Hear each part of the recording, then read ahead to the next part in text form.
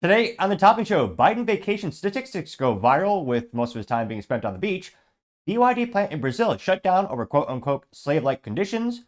A California judge says that a man who raped women in a woman's prison must have his quote-unquote female pronouns respected. Chicago shoplifting is up 154%, and Precor has to recall some of their workout equipment. All of that and much, much more on the Topping Show.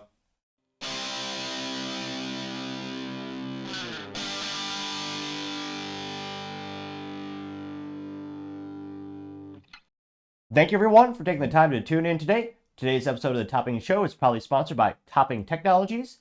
Topping Technologies is an IT value-added reseller and services company with a special preference to IT security. Heck, I see their founder at least twice a day. Gotta say he's quite handsome and brilliant. Tease me, see that's the joke. If you're an IT leader or a business owner, you can reach out to the team at sales@toppingtechnologies.com. Also, still giving away a free Flamethrower with every IT purchase. Yes, it does come with a fun Picatinny rail adapter, so you can mount it to any standard AR-15, like all awesome accessories can be. Go to toppingtechnologies.com and click the Flamethrower button at the top to learn more, or click the URL in the video description. Lastly, trying to get to 4,000 subscribers by the end of the month, so if you can click that button and tell your friends, I would greatly appreciate it. Now, going over to the business part of the podcast, you have BYD Brazil. Well, they're shutting down their plant due to slave-like conditions. Now, BYD is the fastest electric car manufacturer. Well, I guess perhaps not 0 to 60, but fastest in terms of growth rate on the planet. They're quickly surpassing Tesla in terms of number of units sold, and most companies are skeptical, can they even compete with them, because hard to beat China when it comes to, what's the nice way of saying ripping off, replicating technology and mass production. Now this comes to us thanks to perhaps the most appropriately named website of all time, Electrek. Though no affiliation with Star Trek, so perhaps not the best named website, but nevertheless, specifically Peter Johnson, he's right over there. And there you can see, well, I would never buy it because it only has 2 pedals. It's an electric vehicle. It's no, it's not a manual with a stick shift and 3 pedals, so not for me, but I do like the green there. Green vehicles do grow on me. I like the green that they chose for that BYD vehicle, but nevertheless, they say, quote, BYD's new EV plant in Brazil suddenly halted over quote-unquote slavery worker conditions. Now they say, quote, construction at BYD's new EV plant in Brazil was suddenly halted after authorities found Chinese workers in quote-unquote slave-like conditions. The workers were hired in China by another firm, and BYD has since cut ties. BYD and the firm are now saying the term slavery was unjustly used, and some translations may have been misunderstood. Here's an update that they have. They say, quote, the article has been updated with the latest information, including a statement from Xinjiang Group and comments from BYD General Manager of Public Relations, Li Yunfei. They say, according to the statement from Public Ministry of Labor, 163 workers at the construction site of BYD's new EV plant in El Salvador, Brazil, were, quote, being held in conditions analogous to slavery. Construction sites were halted after the findings. According to the authorities, Xinjiang Group, one of the contractors BYD hired to build the new EV plant, hired workers in China. Now they say they cut the ties. Now, the vice president of BYD in Brazil, Alexandre Boldi, says, quote, the company, quote, remains, quote, committed to full and compliance with Brazil legislation, especially with regard to protect workers' rights and human dignity. Here you can see some close-ups of the BYD vehicles there on stage, which kind of looks like a bastardized Chevy Spark, but nevertheless, they say the MPT statement detail and extreme slave-like work conditions. For example, they had 1 bathroom for every 31 workers, forcing some of them to wake up at 4 a.m. to get ready for work at 5:30 a.m. They slept on without mattresses on the bed, and kitchens were, quote, in alarming conditions. They also know that if a worker quit after 6 months, they would leave the country without any pay after factoring in the cost of the round-trip plane ticket, which, yeah, it is also fascinating from a cost perspective. It was cheaper to have, well, I think we know why it was cheaper. I don't think they were paying them too much. They flew in labor from basically across the globe to complete this. Here you see close up on those BYD trucks, which, yeah, 1 to 31. That's a pretty rough ratio. 4 a.m. just be ready by 5:30 a.m. They said that BYD said it had held a, quote, detailed review over the conditions the past weeks. The EV giant asked Xinjiang several times to improve its conditions. The joint virtual hearing of MPT and MTE is scheduled for early January, and they also have on-site inspections have not been ruled out. BYD's new EV plant is set to begin production early this year. let's see. Now, they also say that Xinjiang Group said its portrayal of employees working in slave-like conditions was inconsistent, and some of the translations may have been misunderstood. He says, quote, being unjustly labeled as enslaved has made our employees feel that their dignity has been insulted and their human rights violated, which I'm not laughing at the conditions. I'm laughing at the fact that they're saying, oh, yeah, it's a translation, which many words can be mistranslated, but one of the very, if not the only consistency along many translations is the numbers, and one bathroom for 31 workers, depending on the frequency. I mean, that seems to be a little out of whack. I don't know. And again, is that a single stall, like a porter john or a porta potty, or is it like an actual, restroom facility? I mean, if it's just one porta potty, I mean, I don't know. I don't think that ratio is going to work out too well. Now they say that again. This company is saying us describing the situation also, quote, seriously hurt the dignity of the Chinese people. It's according to Xinjiang, spelled Jinjiang, and I believe that's pronunciation, not attempting to deliberately mispronounce it. They said BYD's general manager of public relations, Li Yufei, reposted a statement that, quote, foreign forces and some other members of the media were deliberately smearing Chinese brands, which, I mean, it's pretty easy to do. There's a lot of material to work with. Well, build quality one, but it's slowly improving. I mean, they used to be a joke. Now, I was about to say they're as reliable as some American brands. That bar is pretty low. But yeah, they're coming a long way.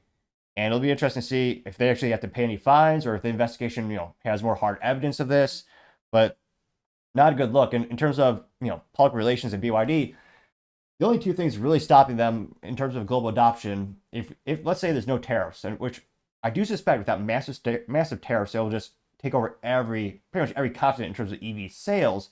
But there are some people who don't want to buy it for cybersecurity reasons, because then it's a Chinese manufacturer. They're not exactly known for, I mean, it's kind of, you just know it's just filled with malware and spyware, even more than some stuff that the USA does, just saying something. So it's usually someone will argue the national security. Then others will argue the human rights, human dignity, in terms of, on average, the working conditions of China, or as Trump would say, China, are not the best. So again, they have a couple things working against them in terms of why someone might not buy it. I mean, that being said, people also buy iPhones every single day, but nevertheless, it'll be interesting to see what this has in terms of effects on their sales. Again, they are one of the fastest, most successful companies. They also have the Chinese government behind them, bolstering their finances, I suspect, and all their capabilities. But definitely not good news for, again, everyone already usually have that pejorative view of Chinese manufacturing and Chinese brands when it comes to human rights in general. But this doesn't help. I mean, this certainly doesn't help reinforce that stereotype. And let me know, do you think these, again, we'll see, maybe they'll have some photographic evidence, or we'll see what the final investigation shows, but you tend to believe the working conditions as they've been read today, and would that halt you from buying a BYD vehicle? Let me know, because as always, be fascinated to hear what you have to say. Now, going over to the Cultural Pod podcast, you have a California judge saying that you must respect this inmate's pronouns. This inmate being a biological man who, again, cover your ears if you have trouble listening to the show. Let them walk outside the room, or decrease that sound button for a second. You have a biological man raping women in women's prison, and judge is saying, well, you have to respect this piece of shit. Pardon the French, but yeah, respect? F no. That human scum should, in my opinion, get the death penalty for committing sexual assault. And yeah, just this really disgusting. But that is the culture of California. There are people who vote for these judges. They get voted in every single day in California. But let's dive into the article. Now, this comes to us thanks to Libs of TikTok, which she says, quote, a California judge who was appointed by Gavin Newsom, ruled that a male criminal who raped women in a women's prison must be referred to with she, her pronouns. Unreal, which is also how this human scum gets placed into these prisons, which, again, are a lot safer for him, but not for all the women in there, as this is not just common sense, but as we've seen evidence right here.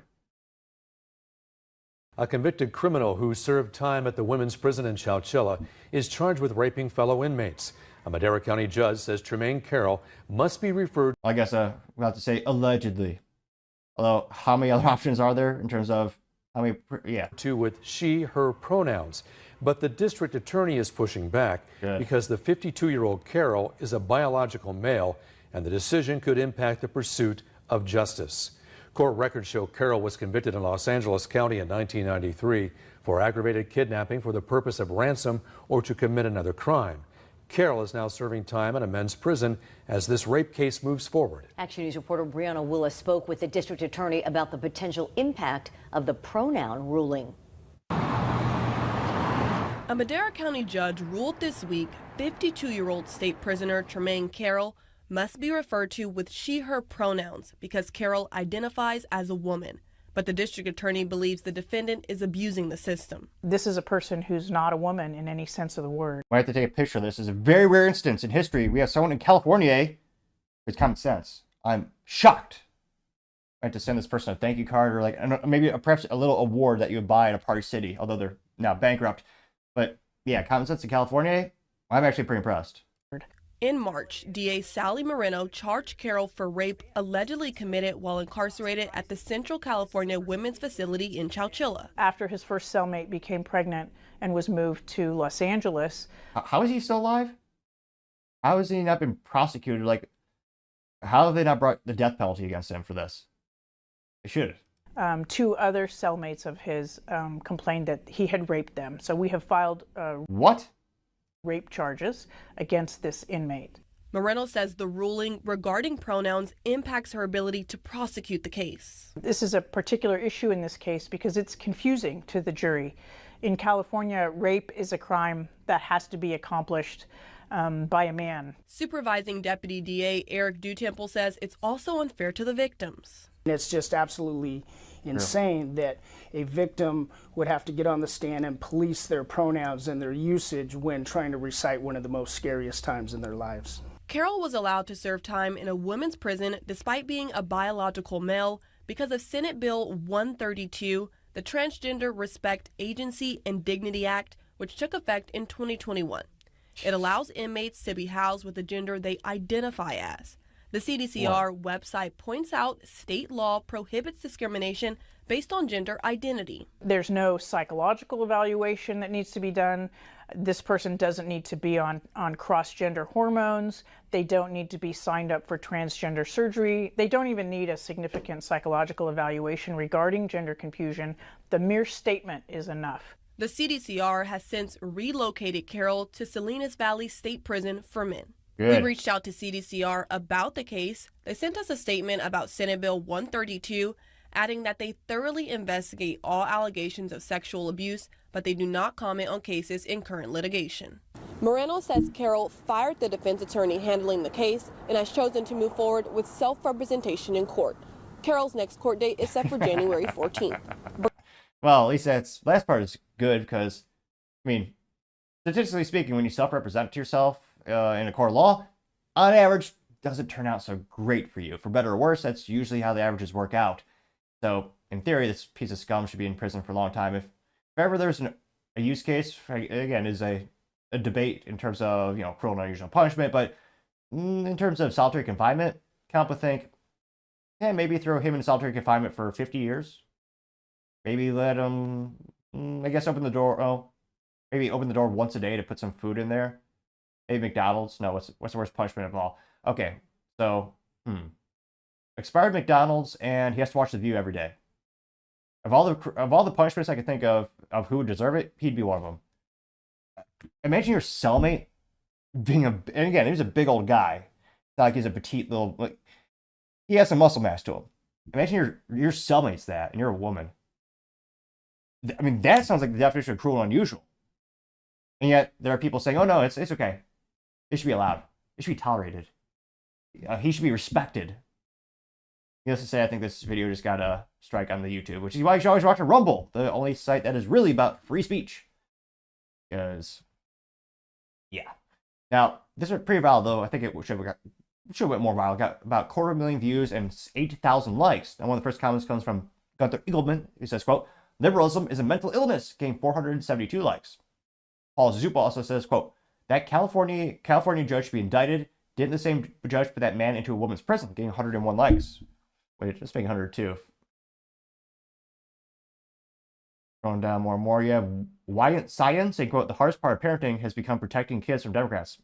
Getting 84 likes, which, as if you needed yet, what is this, reason number 8,758,435,703 reason not to live in California. And again, I understand the women in these prisons are criminals. They've been prosecuted. They're set there. But still, of all the things I can contemplate in terms of cruel and unusual punishment, forcing you to have a male inmate, yeah, I would say that's cruel and unusual. That's terrible. And I got 84 likes. Let's make it 85. Let's see.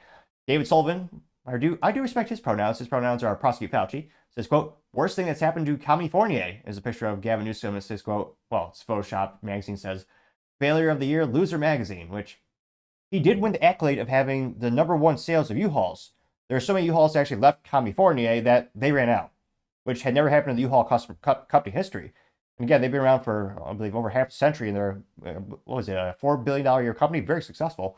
And yet so many people left California because of his policies that, yeah, they ran out of inventory, which, again, would never happen in a great place like Texas, but nevertheless, I think I know one person who's left Texas in the past couple of years. That's it. Good place to be, but I'm biased, obviously. Going on more and more. Time Traveler Dog says, thanks to this jerk, and it's Gavin Newsom, well, AI cartoon of him says, Gavin Newsom, worst California governor ever, getting 18 likes. So perhaps I should be appreciative since so many of the businesses that he alienated with his overregulation and punishments, well, they've come to great places like Texas. So yeah. Yeah, one more. The New York Coast has a picture of, or Photoshop picture of Trump writing "new scum" on Gavin Newsom's forehead with a Sharpie. They got 38 likes. So, and yet there's a lot of people in California who think this is a good thing to have, because again, this is a biological man who identifies as a woman, and they say you should respect his pronouns and let him go wherever he wants in terms of a prison facility. But let me know what your thoughts, because as always, be fascinated to hear what you have to say. Now, going over to the political part podcast, you have Biden vacation statistics going viral because, he's a pretty darn lazy, even for a politician, which is saying something. Now, this comes to us thanks to End Wokeness on X, and she says, quote, holy crap, Biden took 570 vacation days so far during his presidency, 40% of his entire term. Wow. 570 days. What a lazy piece of shit. 570? I mean, that's just insane. Now, granted, I have my little bias since I'm an entrepreneur. I've not taken a vacation day in over 7 years since I started my companies. But I understand most people have salaries and, most people take days off. But, yeah, 570, 40% of his entire presidency. Wow. This is also credited to Fox News, apparently. This guy is different.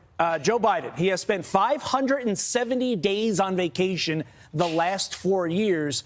Get out your calculator, America. That is 40% of his presidency. That means 4 out of every 10 days, for those of you who aren't good at math, Joe Biden has spent on a beach or otherwise at some form of not working. Wow. Now, ironically, if that was 100%, he would probably have a better legacy in terms of his performance because, again, a lot of the policies that Trump set up, they're working pretty damn well in terms of the border being secure, the economy getting better. And yet Biden repealed pretty much everything Trump did and, called us 40-year hyperinflation with, ironically, the Inflation Reduction Act and opened up the border, 11 plus million illegals, causing families to literally die because some of those illegals are, well, not just criminal in terms of crossing the border, but also criminals in terms of abusing women, as well as taking people's lives in murder. And so, if he didn't touch any of Trump's policies, I think Biden would be remembered in a much better light. And yet, he's, I think a lot of people are saying even Jimmy Carter was a better president, which, that's saying something. And this did not go as viral as I thought, perhaps because everyone knows that Biden really doesn't work that much. It's just, his cronies doing most of the things. But I got about 575,000 views as well as 16,000 likes. One of the first comments, I'm a little biased. I think this particular comment comes from someone who's handsome and brilliant. Me, hashtag The Topping Show on X, which I say, quote, funny enough, he would have done less damage to America if we just stayed in the beach 100% of the time. Got 4 likes. Based Electrician, which A+ for marketing, you know exactly what he's doing. He says, quote, Biden's entire presidency was a vacation when our nation was in dire need of true leadership. And that got 34 likes, this picture of Joe Biden on the beach, which, and I'll never forget, Biden could not even apparently pick up those aluminum beach chairs, which, again, I'm not saying you need to be a bodybuilder to be a president or a leader, but if you're so weak, no, not just mentally, but also physically, you can't pick up one of those lightweight aluminum, or as our British friends would say aluminium, which is wrong. But if you can't even pick up that chair, yeah, it doesn't bode well for the barometer of your health. Yeah, and yeah, I can't remember the one time Russia didn't expand their landmass was when Trump was in office, which hilariously, ironically said, Trump is in bed with Putin. The one time Russia didn't expand was when Trump was in office. They did it when Obama was in office. They paused with Trump, then they expanded their landmass when Biden's in office. Yeah, we also have Paul Zupa saying, quote, Biden is the laziest president in history, getting 69 likes. Planet of memes, though no meme, a little disappointed, says, quote, America is owed a refund, getting 77 likes. Cash Loren says, who's running our country the rest of the time, getting 17 likes, which, well, many would argue the deep state, aka the career bureaucrats who were not elected and just are in government for decades upon decades, getting paid lots of money to debatably do barely anything. Well, not very many things well. You also have anti-woke memes saying, quote, some of Joe Biden's biggest accomplishments. And he breaks it down with a little, what is this? Not a GIF, a little infographic there. And it says, quote, historic inflation, botched Afghanistan withdrawal, new record prices for gas in all 50 states, lowest test scores among K-12 students in decades, higher vacation rate than any other president in history, 7+2 million illegals crossing the border amid worst border crisis on record, prolonged supply chain shortages, strategic petroleum reserve at historic low, which, yeah, I remember we tried to lower gas prices by using our emergency gas reserves for, oh no, we'll use it for the midterms. We also had record personal credit card debt in the United States, which for the first time in U.S. history has passed $1 trillion for consumer credit card debt. Also record homicide rates in major U.S. cities, return to energy dependence, and sky-high energy bills, which, yeah, what was it? First time in 60 years the U.S. was actually energy independent when Trump was in office, because I was going to say, fracking was all the rage, and we were making so much oil, we were exporting. Yeah, first time we're energy independent in like 60 years. And gas was so cheap, and Democrats go, we can't have that. Gotta be dependent on all the other countries, and gotta buy oil from countries that actually don't like working with us and don't have the same core values. And also weaponization of federal government against political opponents, which, yep, historic lawfare. That got 81 likes. Scroll down more and more. You have Jamie's saying, quote, because he's not running the show, so he has a lot of time in his hands. It's an AI picture of actually Obama at the presidential desk, and then Biden just playing with, the Crayola markers, coloring in stuff, which I'm surprised there's no readers added context, because I don't think Biden actually has the dexterity nor the intellect to color within the lines on one of those coloring books. I think he'd probably, skew a little bit, but nevertheless, I did get 96 likes. Let's see. So yeah, I mean, record number of vacation days. And also, people forget about Trump. He's the first president in my lifetime where Trump actually didn't take a salary. Biden, was it $400,000 or $450,000 per year for Biden's salary? Now, if you're Biden's boss, which again, I guess technically we are because we're taxpayers and we all vote and we're legal citizens. Well, I guess we have international viewers here, which especially want to hear your content or rather your opinion as well. But yeah, do you think Joe Biden deserves a pay raise, or actually no, he deserved to be laid off, which is why his party pushed him out, but we also voted for someone else in the presidential election. So, yep. I was gonna say, can you imagine making $400,000+ per year in over 5 years? 40% just don't even show up all the time. Yeah, can't help but think. Yeah, most people, that's probably not fathomable, and yet our taxpayers paid for that. Ridiculous. But let me know your thoughts, because as always, it'd be fascinating to hear what you have to say. Other interesting political news, you have Chicago shoplifting surging by 154%. However, I think it's a good thing, because first time in perhaps decades, they're trying to prosecute crime, which in Chicago is a pretty rare thing. Now, this comes with things to end wokeness, and we'll also dive into the specifics of the article and the new legislation. He says, quote, huge felony charges in Chicago surged by 154% this month after O'Neill Burke took over Soros District Attorney Kim Foxx, which, ironically, she is in no way Foxy, but nevertheless, they note that the $1,000 threshold is now $300. Now, we'll actually dive into the subs. Well, we'll look at the comments, but let's dive into the article first. So thanks to cwdbchicago.com. There you can see the new district attorney. Now they say, quote, Shoplifters in Chicago are being slapped with felony charges, 154% more under Cook County's new state attorney, and they're under attorney than they were under Kim Foxx's administration. Retired Justice Colleen O'Neill Burke took office on December 2nd and immediately followed through on her campaign promise to adhere to state law by prosecuting felonies against people who shoplift merchandise more than $300. George Soros-funded Fox had ordered prosecutors to withhold felony charges unless the value exceeded $1,000. Or the accused shoplifter, get this, had more than 10 previous convictions. Yeah, the U.S. justice system is a joke. So, George Soros, but also, yeah, he funded the Fox gal. So he only wanted the gal to prosecute them if they shoplifted 10 plus times. And again, this United States, we do not believe in cruel and unusual punishment. I do find it fascinating that other countries like, Dubai, Saudi Arabia, yeah, let's just say you don't steal once because they cut off your hand. And yet in America, they're saying, oh yeah, you can steal up to 10 times. In this case, $1,000. People thought California was mediocre and rudimentary in terms of their judicial system. And yes, they are. That California was $950. Again, I think we're seeing a culture and political shift in the United States.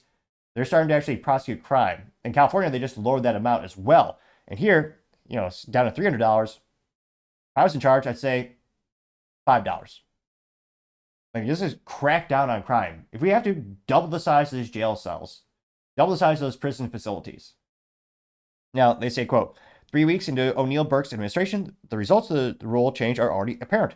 We polled Chicago Police Department shoplifting arrest records for this year and tallied the number of cases filed as felonies and misdemeanors.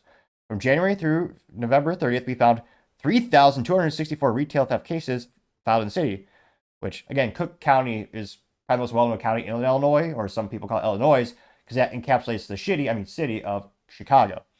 Again, now they say, quote, only 11 of those were filed as felonies. During November, Fox's last month in office, there were 333 cases with 13% filed as felonies. But the numbers are much different. In the early days of O'Neill's administration, we found 248 shoplifting cases filed in Chicago between December 3rd and December 22nd. Prosecutors filed 69 of those as felonies. That's a 28%, a 154% increase from the rate during the first 11 months of the year. It's a 115% increase compared to November alone.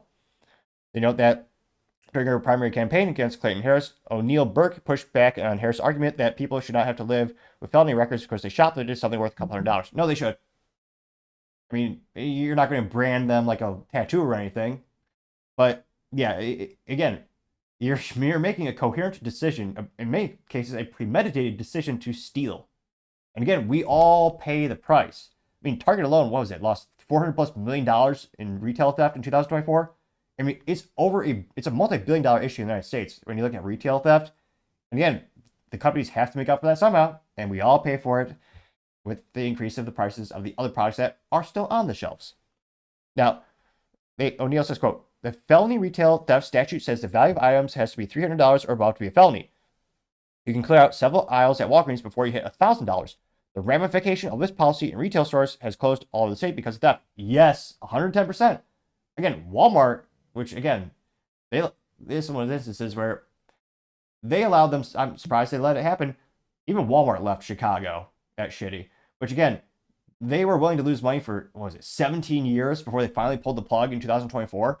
There are 3 Walmart locations near Cook County as well as the south side of Chicago. Again, even Walmart pulled the plug because they had to put an end to those losses.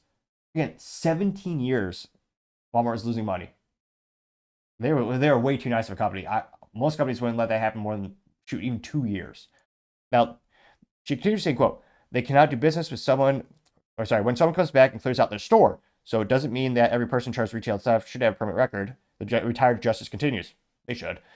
If you're charged with retail theft and you don't have a background, you can go to theft school. It does not permanently stain your record. It's not appropriate for an office holder to say, I don't like that. I'm not going to enforce the law, especially not a chief prosecutor. So we'll see. Again, we want the rates to go up because we want crime to actually be prosecuted. So it is good that these rates are increasing. Now we'll see how many of these people plead out and how many people actually, we'll see long term. And I do suspect it will have an overall positive impact culturally, politically, and as well as economically. Now, going to some of the comment section here on the YouTube, you can see there's Fox, then there's a new gal, O'Neill. And then here's a, what is this? They're stealing from Louis Vuitton. I love when people always say, like, AOC always like, oh, they're stealing food. They need bread. I've yet to see someone shoplift bread. First of all, carbs are overrated. But in all seriousness, they're always stealing luxury products. I've yet to see anyone steal, like, anything useful in terms of, like, work boots or, like, a Bible.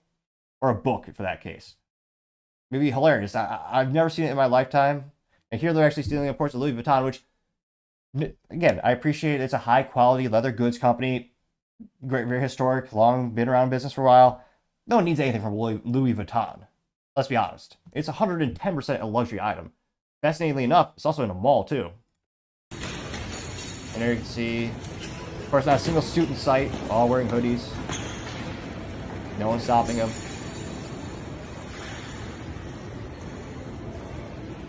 Yeah. Now, again, in an overwhelming majority of states, even Texas, you are also not legally allowed to defend your personal property using deadly force. So a lot of people wonder, why aren't there more people intervening in these instances or stopping them? Well, it's not just insurance policy reasons, but it's also legality. If you were to use deadly force, like point a gun at these scum or anything like that, if you actually do, well, depending on where you live, again, not legal advice, but just pulling a gun on someone is a use of deadly force in many states, just in the act of unholstering and pointing it at someone. But it is also an instance where, yeah, you're actually not allowed to defend your personal property. I think you should. This is America. It's your personal property. You should be able to defend it with your... But, yeah, there are many reasons why there's not actually more enforcement of, rule and common sense in the United States. This has got about 1 million views, as well as 23,000 likes on X. Gunther Eagleman says, quote, if you keep them in jail, they can't steal anymore, getting 885 likes. True. Paul Zupa says, quote, will Mayor Brandon Johnson claim credit for it? Crime will go down, but his woke agenda will be thwarted. Interesting situation, getting 194 likes. True. Livercat Media TM says, imagine locking up criminals. Oh, misery in libtard brain, getting 75 likes.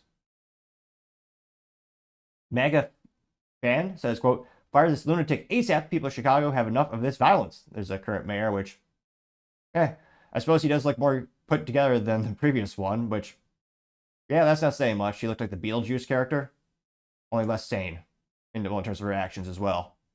That got 233 likes. Grace Vibe says 100% discount for cultural enrichers. This is a video, it looks like, of a mall, and they're robbing a Gucci store.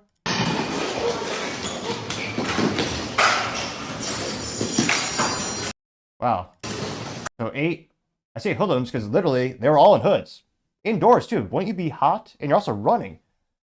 And they're also all wearing sweatpants. An F- for marketing, well, F- for fashion as well as morality. Stealing from a Gucci store. Oh, there's 9. There's 10. And look, there's a security guy. He doesn't do shit. Pardon the French. Look at him.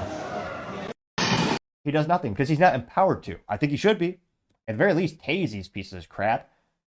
And yet, the incentive mechanism on society is just let the criminals get away.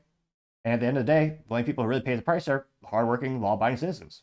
It's perverse and disgusting. It shouldn't happen. I mean, again, I think you should be able to use as much force as you deem appropriate. Shoot. Easy way to stop shoplifting? You know what? We should not have this issue in the United States, but we do have an issue in which we do have unemployed veterans. That should not exist. That rate should be closest to zero possible. Great way not to defend schools, but also merchandise and businesses. But a Marine with an AR-15, or shoot, if you want to spring for the full auto M16, a little expensive, obviously, but give them some arms and armor, stand outside the door, and tell them legally you can defend this property with deadly force. I guarantee shoplifting will go down like that. Because again, these criminals, well, they're mentally vacuous, yes, but they're not stupid. They're going to these soft targets. They're going to these places because they know they can get away with it. And again, this is also a multifaceted situation. The insurance companies will pressure some of these stores. I remember one of my first jobs was a bag boy at someone. Oh, I don't know if they have them in this. I don't think they have them in the South, but it's called Jewel Osco. And during our orientation training, they said if you see someone shoplifting, do nothing, because they specifically noted our insurance policy. They tell us just to let it get away. Where the cost of goods being stolen is nothing to the cost or the value of your life, as well as if you get. Well, they're worried about lawsuits and medical bills. But that also just incentivizes more and more and more theft. And every year, there's more and more theft, retail theft in the United States. I mean, my ADHD, I can only keep my ADHD at bay for so long. But let me see here. Let me pull up let's see. What's the Grok say for, this is the Grok AI from Twitter X. So what was retail theft in 2024? Which, granted, this you'll still have to wait maybe to get the last couple weeks of the year just the data. But just asking Grok, although I guess now it's called Grok 2, it's fancy. Still thinking. Come on, Elon, it's supposed to be faster than a Tesla. Really, at this point, it says retail theft 2024. It says I have to check the yes. Okay. So it's asking me if I want to check for the updated data. Of course. Why would I not want the most up-to-date data? Really, Grok? Jeez Louise. Okay, so according to the National Retail Federation, the total shrinkage, including shoplifting, employee theft, administrative errors, and vendor fraud, is estimated, again, there's a lot of variables, not just theft, but it's estimated to be 112 billion per year. That's insane. Now, they do estimate that shoplifting specifically accounts for 36% of total shrinkage in that number, which, again, that is astronomical. We just keep incentivizing it time and time again. So I'm glad there's finally some new laws on the books and new prosecutor to actually get in office. Maybe she'll get some stuff done. I really hope she does. I mean, I joke about shitty Chicago, well, pretty much my whole life because I grew up near there, because their policies are an antithesis of freedom. They usually end up making it one of the worst places to live. But I want it to get better. There are people who still live there for reasons I don't know. But I want these places to get better. I make fun of them a lot, of course, because their policies mostly work. But I do think this new policy will greatly help. And I think it'll turn things around in the right direction. And let me know, what do you think? What do you think that parameter, rather, what do you think that level should be for retail theft in terms of, again, right now the state felony is $300. Do you think they should just drop it down to $5 or $10? If they have to double the size of prisons, just prosecute every single one of them, put them behind bars? Or do you think they should have kept it at $1,000 or, heaven forbid, even maybe increase that amount? Let me know in the comments because, as always, be fascinated to hear what you have to say. And going over to the business blunder of the day, you have Precor Gym being recalled. Mi corazón, mi heart. A little biased here. I think Precor is one of the best brands, bar none. They're very innovative. They make some of the best commercial grade treadmills, bar none. Being back in my day, my college love was the Precor 932i. It was when I really started getting running, and years later I was reunited with the Precor 932i commercial treadmill, and I even have one in the rental house that I use. And I love it. It's darn near bulletproof, and it's a quality product. Unfortunately, even the best of companies do have their hiccups, and now they have a recall. I can't help but suspect maybe things have gone down since. It baffles my mind sometimes, but again, Peloton was so successful in their growth rate. They had enough money, they bought out Precor, which I would have thought impossible for a legacy brand. But nevertheless, even the best brands do have their shortcomings there, and they're not perfect. Now, this comes to us thanks to the United States Consumer Safety Product Commission, which they say, quote, Precor recalls Resolute cable multi-system exercise equipment due to an impact injury hazard. Here you can see, it's one of those, hard to describe. Well, I guess they describe it pretty well. You go to the gyms, it's one of those things where you have basically a tall pillar with a myriad of weights, and you adjust it with a little pull tab, and you can do the traditional, all traditional exercises off the, well, what are those two things you got there? Yeah, they got a couple of those pull, not ropes, but the pull cables. Now, again, it's called, very long and cumbersome name. Again, the name of the product is the Precor Resolute Cable Multi-Station Exercise Equipment, which, yeah, pretty uninspiring. What's up with the marketing department, but I partially digress. Now, they note that this will affect about 834 units, and they note that, quote, the pop pin can fail to fully engage in the exercise equipment's vertical rail and cause the pulley carriage to drop unexpectedly during use, posing an impact injury to users, which this is probably one of the most nicest recalls of all time in terms of, I don't think, shoot. I'm pretty, there have been some injuries, but I didn't think there'd be hardly any. So they're basically saying that pin right there, which, again, if you've been to any commercial gym, there are the rectangular plates, and there's about, a stack of, maybe 3 feet of them, and you take that, basically you take that single tab out, and you adjust how much weightage you want. Now, they note that, quote, this recall involves model number RMS905, sold to gyms, which, again, this is a commercial product, so most likely, if you see it in the gym, probably stay away from it for a day or two if they aren't prudent enough as the gym owner to put the warning sign in it already. That the exercise equipment includes an adjustable pulley carriage that allows users to perform resistant exercises from different heights along a vertical rail. The brand name Precor is located above the vertical rail and it has a model number there. Now, that Precor, unfortunately, they've had some people already hurt themselves with this. Now, they note that they've received 9 reports of employee dropping during usage, including 2 minor head injuries. Not great. They note this product was sold to fitness facilities nationwide from July 2023 to October 2024. And this is how you know it's commercial grade, although unfortunately it's still made in China, as Trump would say, China, made in the China. That's probably the worst impression all year. Well, it's been a short year, it's, first day, but nevertheless, that they sold between $3,020 and $3,340 per unit. And the recall number is 25-078. Now, again, unless you have copious amounts of income, most people aren't buying commercial grade products, though I strive to because they'll usually last decades long if it's for individual use. But again, this will most likely affect you individually if you go to a gym or you live in an apartment complex where they have this type of gear. So again, if you see this type of Precor equipment, probably just be safe and don't use it, or ask the gym management if they've already fixed a recall. Now, in terms of the remedy, they say that Precor is directly contacting all the gyms with the exercise equipment to coordinate a free on-site repair by a qualified technician, including installation of a redesigned pop pin and a missing warning label, which, yeah, not great. Then again, it's good that, no one's died from this, so there's a little silver lining. I like to say if you squint hard enough in life, you'll find silver linings, so that's pretty good. But yeah, in terms of having a recall of one of the best brands out there, still gotta say Precor, that is certainly the business blunder of the day. Thank you everyone for taking the time to tune in today. Again, trying to get to 4,000 subscribers by the end of the month, so if you can click that button, I really appreciate it. Also, give me a thumbs up, thumbs down, or comment. It's a great way to give me some additional feedback, letting me know how I can make the show better and better. Lastly, don't forget to take time to tell your family, tell your friends, tell your coworkers, heck, tell your enemies, tell anyone and everyone. Just stay safe, fight the good fight.